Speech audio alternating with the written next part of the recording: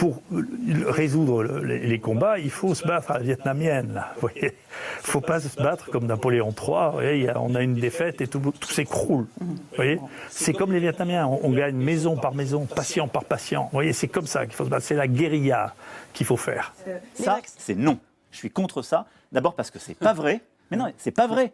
C'est faux, c'est une manipulation, et ça, c'est quelque chose dont le but est d'affaiblir une institution républicaine. Je ne sais pas ce que sont les stratégies. Pour l'instant, je n'ai pas beaucoup de respect pour la stratégie qui a été mise en place. Donc, je peux vous dire que, franchement, j'ai mes amis africains, dont un des collègues a osé porter des paroles insultantes, qui sont la plus grande star, moi, que je connais au monde de lutte contre les épidémies, c'est Muyembe. Personne n'a ça à son tableau, maîtriser 3 ou 4 épidémies d'Ebola, des épidémies de choléra. Effectivement, j'ai posé la question à ce prêtre en lui disant est-ce que vous êtes d'accord avec mon hypothèse d'une guerre de civilisation? Il me dit pas du tout. Pas du tout, parce que pour qu'il y ait une guerre de civilisation, il faut qu'il y ait des civilisations. Or, c'est pas une guerre entre 2 civilisations. L'islam n'est pas une civilisation. L'islam est une barbarie. Donc c'est pas la civilisation contre la civilisation judéo-chrétienne contre la civilisation musulmane, c'est la civilisation judéo-chrétienne contre la barbarie musulmane. Et donc nous ne sommes pas capables, nous en France, d'entendre ce discours-là, parce que c'est un discours qui suppose que nous prenions de la hauteur. Nous sommes un pays qui a toujours eu un dialogue avec justement théologiens de la religion. Parce qu'il y a une nature un peu dictatoriale chez Delfrécy, qui est le fond de son âme. Il n'est pas là pour se défendre. Laissons le professeur Delfrécy. Avec ses allures de gentil garçon. Donc...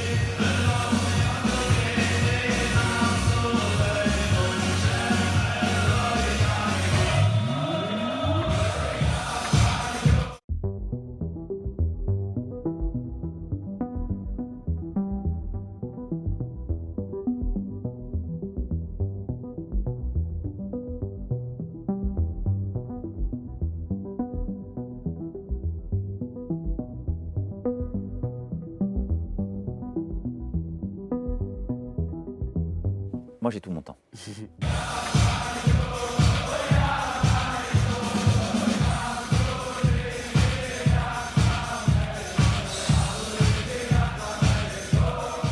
C'est bien de respecter dans une démocratie la Constitution et justement toutes les libertés. Sérieux, quoi. Ouais. Alors que Zemmour, il a des idées. Et ça, c'est plutôt gênant. Et pour les gens, je veux dire. Et surtout, il a du travail, il a de la culture, il a de l'intelligence, il a de la mémoire. Il travaille. C'est-à-dire que quand il parle d'un livre et qu'il fait une chronique dans le Figaro, par exemple, il a lu le livre, lui. C'est génial. Donc on préfère l'assassiner... Je ne devrais pas utiliser ce mot-là parce que c'est métaphorique, mais je veux dire, on préfère lui taper dessus, on préfère l'agresser, on préfère se réjouir quand d'autres l'agressent dans la rue et qu'il y a un petit film qui montre ces choses-là.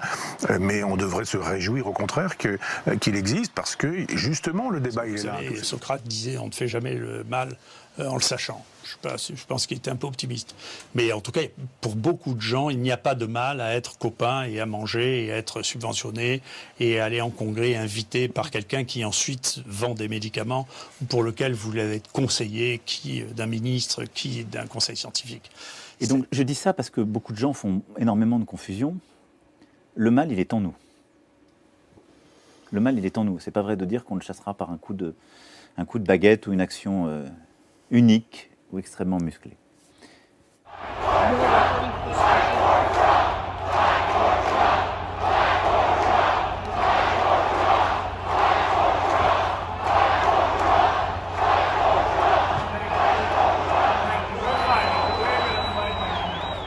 Elle a quand même... Enfin, il faut mesurer ce qu'elle s'est pris.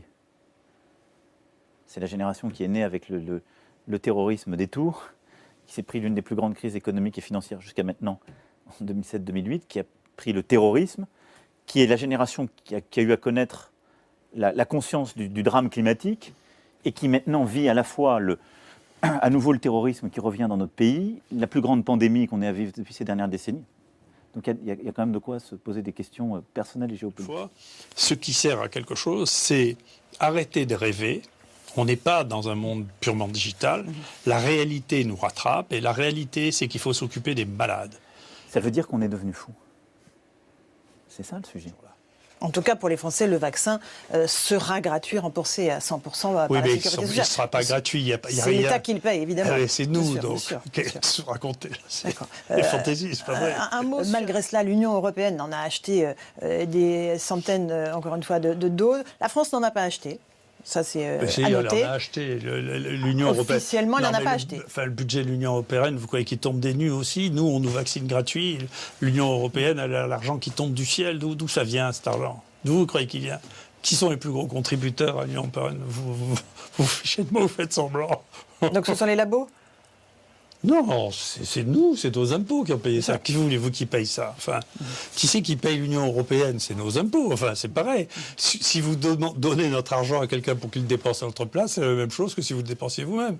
C'est un mythe que font croire les gens. Non, la France n'a pas fait ça. Bien sûr, la décision de l'Union européenne, elle ne s'est pas faite sans la France, quand même. Bien sûr. Mais la France n'en a pas formellement acheté concernant ce remdesivir, un traitement qui ne fonctionne pas. Elle en a acheté à travers l'Europe et le directeur général de la santé français nous a conseillé de le perfuser en disant c'est gratuit, en même temps que Gilead nous envoyait une publicité en disant vous pouvez l'utiliser tant que vous voulez, c'est gratuit. Non, faut pas reconstruire ça. Là, c'est pas les autres qui ont fait ça, c'est nous. Nous, Français, nous sommes plus défiants que beaucoup d'autres.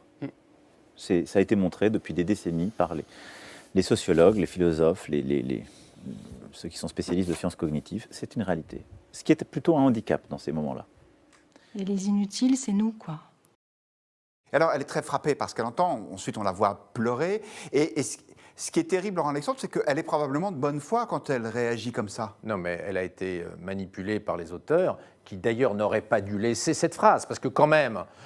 on peut me reprocher ce qu'on veut, mais de dire que Hitler était plus doux que moi n'est quand même pas raisonnable. Donc que les auteurs de ce documentaire aient laissé passer cette phrase aussi dégueulasse, aussi abjecte, aussi ignoble, est terrible. Non, je peux vous dire, il y a des violences policières, si ça vous fait plaisir que je le dise. On ne va pas jouer à ni oui ni non. Enfin, je veux dire, c'est pas ça le but. Pour certains, ça et la violence, ça commence à la gifle. Il n'y a rien qui justifie quelques violences. Physiques et même psychiques, mentales. Il n'y a rien qui justifie d'avoir une forme de domination. Et donc, il faut d'abord le dire. Le mieux placer tous ces pays, pour vous dire la vérité, pour des choses comme je pense, ça remonte un peu le niveau des interlocuteurs scientifiques, là, qui pour l'instant est assez moyen. Bon, voilà, donc ça c'est pour le professeur Alain Fischer que vous estimez beaucoup. Non, mais si on vous comparait à Hitler, Yvan, je ne suis pas sûr que vous soyez très très content. Allez-vous porter plainte, nous, de Laurent Alexandre? C'est une question posée par Claude. Les avocats réfléchissent à cette éventualité. Merci beaucoup, merci. SOS Racisme l'avait proposé d'ailleurs il y a quelques mois. Et on a trop tardé à le faire, ils avaient raison. La campagne de vaccination qui va être couplée au maintien des gestes barrières devrait permettre vraiment d'écraser la dynamique de l'épidémie. Et j'espère que d'ici le mois de septembre, eh bien, on pourra effectivement, si ce n'est enlever les masques, en tout cas reprendre une vie beaucoup plus normale, tendre vers la normalité qu'on a connue l'année dernière, par exemple. Chez nous, moi je le vois bien, il y a beaucoup de gens qui ont des conflits d'intérêts majeurs dans ce pays, qui ne les déclarent même pas dans les journaux. Nous, de temps en temps, quand ils méritent un peu, on les a obligés à rectifier, à refaire mettre dans le journal, attendez, j'ai des conflits d'intérêts, parce que les Français ne mettaient pas leurs conflits d'intérêts. Sur les contrôles, c'est qu'on va mettre en place une plateforme nationale, avec un numéro d'appel, la possibilité de signaler, et ce sera géré par l'État, le défenseur des droits et des associations compétentes en la matière, en particulier la LICRA. Ce que je vous dis, c'est quand on est à 1 pour 1000 de mortalité, on se demande ce que les gens cherchent. Ce sont souvent des processus très pervers qui se mettent en place, où celui qui bat crée un système de dépendance, de domination. Là, on navigue dans quelque chose qui est un peu inconnu en réalité. Donc, le programme, moi, que j'ai lu jusqu'à présent, ça me paraissait de la science-fiction. Donc, pour l'instant, ce que j'ai vu, c'est surtout de la publicité. Alors, je n'ai pas vu d'article scientifique. J'attends de voir des vraies données. D'abord, je comprends très bien. Je comprends très bien. Enfin, j'ai aussi vécu cette période, et même quand on a un peu plus de 40 ans, on a parfois aussi envie de souffler. Et donc... Actuellement, il n'y a pas de garde-fou. Il y a des gens qui ont des milliards d'un côté et il n'y a pas de garde-fou. Et ça, c'est extraordinairement dangereux. Parce que si vous choisissez vos conseillers avec ceux qui sont les commensaux au sens étymologique, ceux qui mangent à la même table que ceux qui manient des milliards, vous n'avez plus de contrôle. Ça m'est égal. Ça vous touche pas? Non, mais ça m'est égal. Je ne fais pas ce que je fais. L'image de la France, c'est quand même important. Mais nous en sommes co-responsables. Quand on a aussi des journalistes qui diffusent objectivement des informations qui sont faussées sur ce débat. On a dit beaucoup de bêtises sur ce débat. Quand on vous empêche de prendre les médicaments que vous avez envie de prendre, c'est quand même que vous n'avez plus le droit de décider de ce que vous faites. Mais moi, je suis libéral de ce point de vue-là. Si vous décidez pour vous traiter ou pour vous prévenir de prendre ce vaccin, vous le faites. Ça, c'est différent d'une politique d'État qui dit vous devez le faire. Ce qu'ils font, ils le font au nom de la loi qui a été votée par celles et ceux qui nous représentent. Ils ne sont pas dans un camp, ils ne sont pas dans la vengeance, ce n'est pas l'un contre l'autre. Ils défendent un ordre. Non, mais on vit dans un monde qui est fou. Donc, si vous voulez, les conditions qui ont été prises pour lutter contre cette maladie sont des conditions d'un autre siècle. Ce n'est pas des conditions pratiques, ce n'est pas de la lutte au quotidien. Non, mais déjà, de dire aux gens ne vous soignez pas, restez à la maison, c'est un truc, c'est même pas Moyen-Âge, même Hippocrate faisait pas ça. Je sais pas, il y avait bain chaud, quelque chose. Il disait pas aux gens restez à la maison jusqu'à ce que vous mouriez. C'est un truc de fou. Mais quand on a ça et que le virus commence à se répartir partout, la seule réponse, c'est celle qu'on avait face à la peste au Moyen-Âge, c'est en effet l'isolement complet. Et donc on a fermé les rues. Comme on faisait au Moyen-Âge. C'est le truc le plus absurde qui a été fait. Et donc c'est d'ailleurs un paradoxe que vous vous rendez compte que le Conseil de l'ordre qui n'a pas levé le sourcil quand on a dit restez chez vous, qui n'a pas levé le sourcil quand on a dit écoutez on ne peut pas donner de médicaments dans les EHPAD mais donnez-leur du Rivotril pour les aider à mourir plus vite, si vous voulez, se retourne contre moi. C'est quand même qui est probablement le CV le plus impressionnant de tous les médecins de ce pays quand même. Hein. Donc ce monde est fou. Moi, je ne participe pas à cette folie. Donc, je ne participe pas, je ne rêve pas. De dire, attendez, il y a un truc qui ne nous plaît pas, non mais, vous n'avez pas fait. Il faut arrêter ce sketch. C'est donc une expérience démocratique. 1, je me suis engagé comme président. 2, je suis allé les voir. 3, j'ai réceptionné les travaux. J'ai dit les 3 mesures que je ne retenais pas et toutes les autres qu'on allait passer. 4, il n'y a jamais eu, dans aucun pays au monde, un gouvernement, des parlementaires qui se sont autant engagés avec des citoyens. Et beaucoup de gens m'ont dit, qu'est-ce que vous allez avec des citoyens là nous embêter ? Ceux qui font les lois, ce sont les parlementaires. Ils ont un mandat du peuple pour le faire. Ça, c'est le risque individuel, mais il y a le risque collectif aussi. On ne se vaccine pas, on met tout le monde en danger. Non, mais ça c'est une manière de... On ne sait même pas si cette maladie existera encore dans 3 mois. Personne n'en sait rien du tout. Donc tout ça, là, c'est de la surenchérissement. C'est du surenchérissement dans une vision qui est une vision... De fausses prophéties. Dans ce film, on prétend que les vaccins comportent des nanoparticules pour nous manipuler. Si ce n'est pas une thèse complotiste délirante, c'est quoi ? J'ai regardé, vous avez un article du Monde de 2019 qui explique qu'il y a des tests qui sont faits au Kenya sur des vaccins à nanoparticules qui permettent précisément de savoir ensuite par des lectures optiques si vous serez... Excusez-moi, Yvan, ce n'est pas ça dont on parle. Dans le film, on parle de nanoparticules pour nous manipuler. Non, mais vous avez des vaccins à nanoparticules qui vous permettre de savoir si votre carnet de vaccination a il y a toujours des nanoparticules dans un vaccin par définition. Ne laissez pas croire à ceux qui nous regardent que ça. Mais elles ne sont pas destinées à nous manipuler, elles sont destinées à nous guérir. Mais eux non plus ne le disent pas. Pensez aux 95% de policiers qui se sont engagés, qui ont pris beaucoup de coups, qui ont eux-mêmes été blessés, qui sont soumis à des agressions, dont on doit aussi parler. Eux, si vous leur dites qu'il y a des violences policières, c'est mon principal problème, ils deviennent fous, ils ont le sentiment d'une injustice impossible, parce qu'ils servent les lois républicaines, parce qu'ils sont là pour vous protéger. Les mouvements de Gilead, c'est 200 milliards en l'espace de 3 mois. Donc les enjeux de ça, nous ne sommes pas armés pour faire face à des pressions de cette nature-là. À cause du trafic, des stupes, qui ont créé une économie avec des gens très violents qui sont prêts à tout pour préserver cette économie. Et donc ça, c'est le plan stup qu'on a lancé pour essayer d'aller à la racine et de calmer les choses. Parce qu'on aura traité le mal. Ils ont déjà fait le coup avec le Tamiflu. Qui était contre la grippe. Contre la grippe qu'ils avaient vendu à Roche, avec des études qui étaient bidons, dont tout le monde s'est rendu compte que c'était bidon, mais enfin pendant 20 ans, ils l'ont vendu, et ils ont gagné des milliards avec ça. Et ils ont refait le même coup avec l'hépatite C, parce que grâce à leur étude randomisée, ils ont obligé tout le monde à faire 12 semaines de traitement, alors que ça n'était pas nécessaire. Je vous parle... Il suffisait de surveiller les charges virales. Donc, c'est des gens qui sont, c'est très bien, le British Medical Journal, qui était un journal très honnête, a fait 2 papiers de suite pour expliquer que quand même, ça ne pouvait pas recommencer encore une autre fois, de coûter des milliards à nos sociétés pour quelque chose qui ne marche pas quand même. C'est extraordinairement injuste. La précarité menstruelle, ce que vous l'avez dit, le fait d'avoir des règles dans la rue et de ne pas pouvoir acheter de quoi se protéger, de quoi justement être digne dans la journée, elle vit le viol. dans l'accès aux droits et aux services en matière de santé sexuelle, dans la protection de nos enfants. Vous savez, moi j'ai fait une bêtise au début de mon quinquennat. Je vais vous dire laquelle. J'ai pas reculé devant le lobby des classes moyennes françaises qui n'avaient rien choisi. C'est qui le lobbyiste de la passoire thermique? C'est la Bible ou le Coran, ou que sais-je, dans la période si tendue qu'on connaît. Je préfère pas prendre même ces comparaisons. Et moi je suis vraiment très en colère. Moi, j'ai pas pris des lois pour dans 10 ans. J'ai pas fait des trucs pour les générations à venir. Notre-Dame-des-Landes, la Montagne d'Or, Europa City, qui l'a arrêté? Qui l'a arrêté? Donc moi, j'ai pas de leçons à recevoir de tous les gens qui commencent à me dire...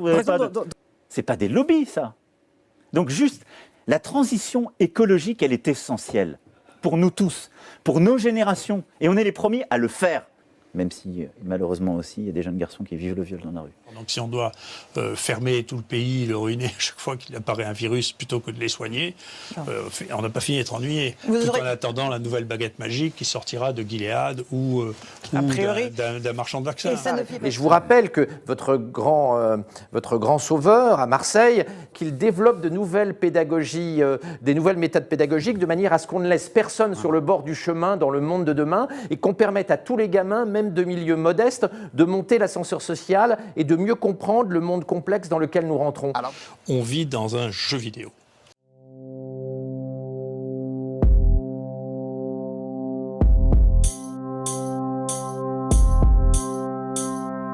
Tu te souviens que sur Imagine, on rêvait d'un monde meilleur quand sur Space Lactine Spirit on éclatait nos boutons. Tu te souviens de Korn et nos premières histoires de cœur quand on entendait l'index et l'auriculaire comme des gros cons.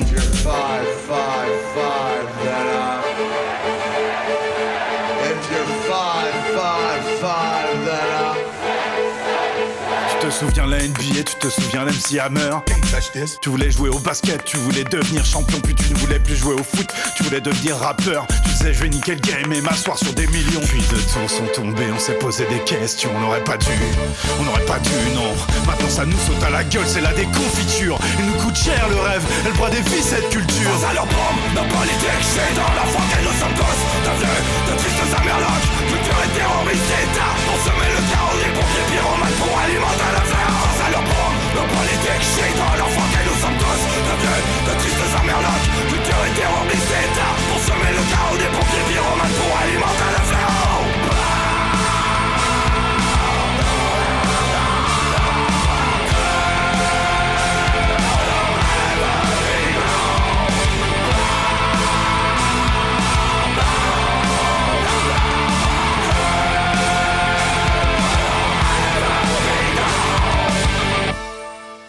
Tu te dis c'est Dark City, putain, tu te dis c'est Matrix.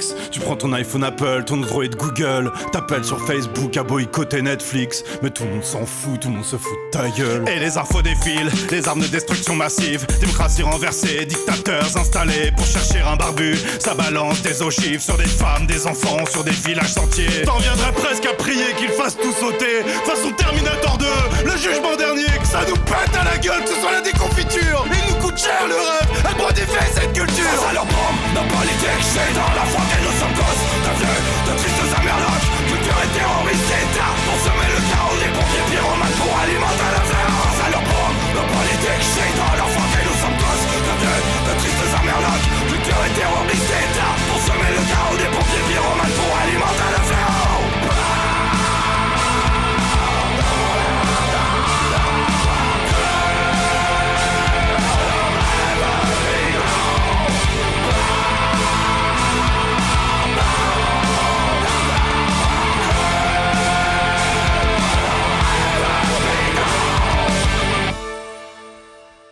Un pote m'a dit: tu pètes un plomb, c'est quoi le problème? T'as plus de fric? Allez, viens au Starbucks, je te paye un café, on va discuter. Arrête de me saouler avec ton traité transatlantique. Moi franchement, je vais mieux depuis que McDo m'a embauché. Et puis fais face, merde, pense à tes gosses. Tu vas pas les priver de Coca, tu vas pas les priver de Disney. Pour des gamins, la privation c'est atroce. C'est pas pour rien qu'on a fait une statue, c'est important la liberté. 2 mois plus tard, le self-made man avait perdu son boulot. Il venait sonner chez moi comme un clodo, il avait vraiment une sale gueule, c'était la déconfiture. Il nous coûte cher le rêve, elle broie des vies cette culture.